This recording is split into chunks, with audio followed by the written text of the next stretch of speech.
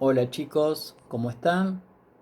Queríamos decirle con el profe Gianfranco y obviamente ustedes, vamos a estar trabajando durante 3 semanas el periodo histórico del rosismo, muy importante para la historia argentina. Vamos a realizar 2 videos y 2 audios.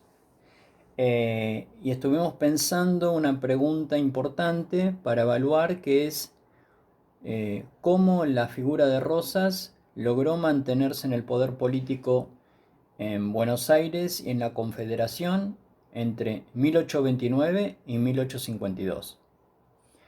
Cómo obtuvo su poder, cómo fue su relación con las clases populares, la élite y los grupos opositores, y si fue autoritario, coercitivo o popular.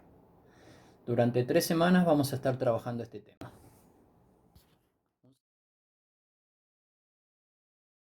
Juan Manuel de Rosas nació el 30 de marzo de 1793.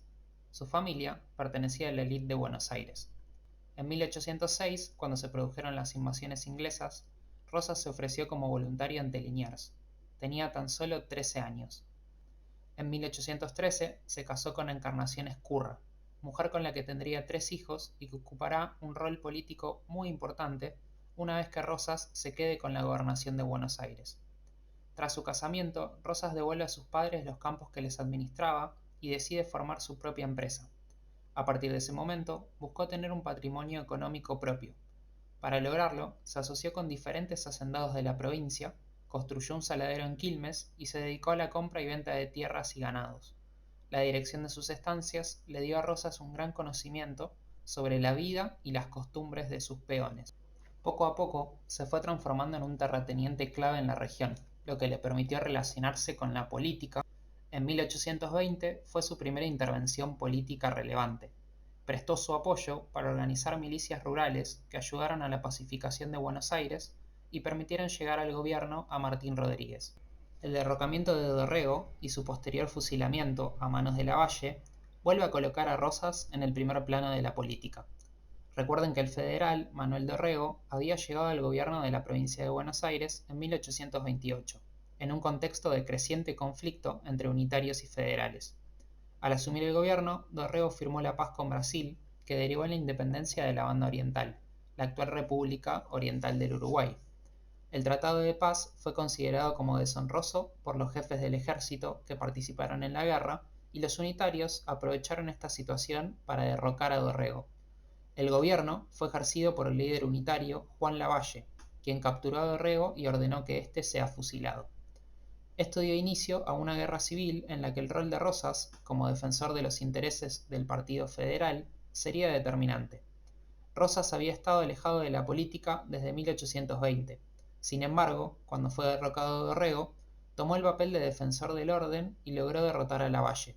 De esta forma, al igual que en 1820, Rosas logró convertirse en el árbitro de una conflictiva situación, lo que le permitió ganarse el rótulo de restaurador de las leyes.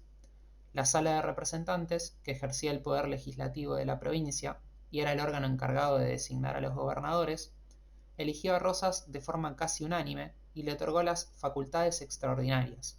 Este poder le permitiría al nuevo gobernador no respetar las garantías individuales si así lo consideraba necesario. De esta forma, fue como Rosas llegó a la gobernación de la provincia de Buenos Aires, en la cual se mantendría hasta 1852. Pero, si Rosas gobernó solo la provincia de Buenos Aires, ¿por qué fue una figura tan importante para la política de nuestro país? Para responder esta pregunta, es necesario entender cuál fue la forma del gobierno del actual territorio argentino durante el tiempo en que Rosas fue gobernador. En 1831 se sancionó el Pacto Federal, que decretó lo que se conoce como Confederación Argentina. La Confederación fue un tipo de organización política que se caracterizó por otorgar autonomía de gobierno a cada una de las provincias, que mantenían su independencia y soberanía. Cada provincia podía, por ejemplo, contar con su propio ejército, establecer sus propias aduanas interiores y sancionar su propio papel moneda. Sin embargo, un atributo muy importante recayó en la provincia de Buenos Aires: el manejo de las relaciones exteriores. Recordemos que durante todo el periodo en que Rosas gobernó no existía un Estado nacional. Todavía no se había dictado una constitución y Rosas se negará a convocar a un Congreso Constituyente durante todo el tiempo en que se extendió su mandato, bajo la excusa de que todavía no estaban dadas las condiciones para hacerlo.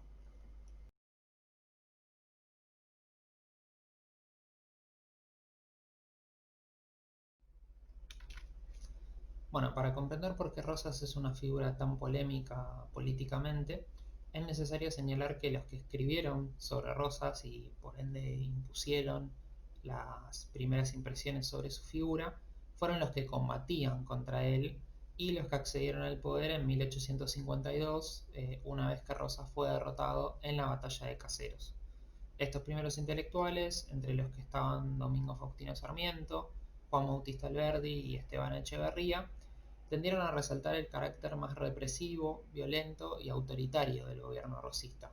Según su perspectiva, el rosismo había sido una tiranía, un gobierno incivilizado que despreció las instituciones y no respetó las libertades individuales de los miembros de la comunidad política.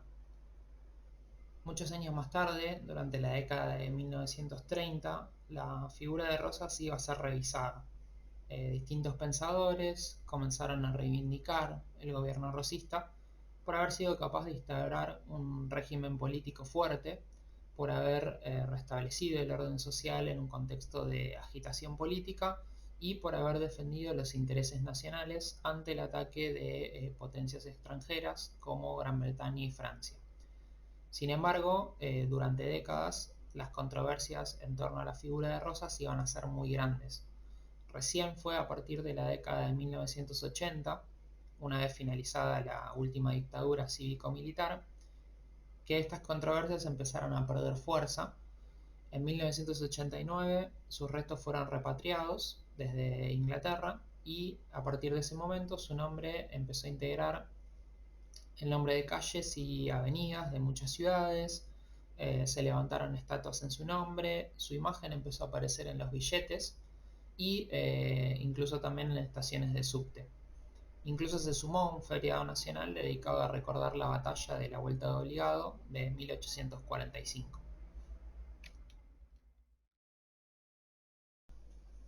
A lo largo de este video hemos tratado de hacer una introducción a la figura de Rosas, sabemos ahora quién era, por qué su figura ha sido tan polémica y cómo construyó sus primeros pasos en la política, que lo llevaron a ocupar el puesto de gobernador de la provincia de Buenos Aires.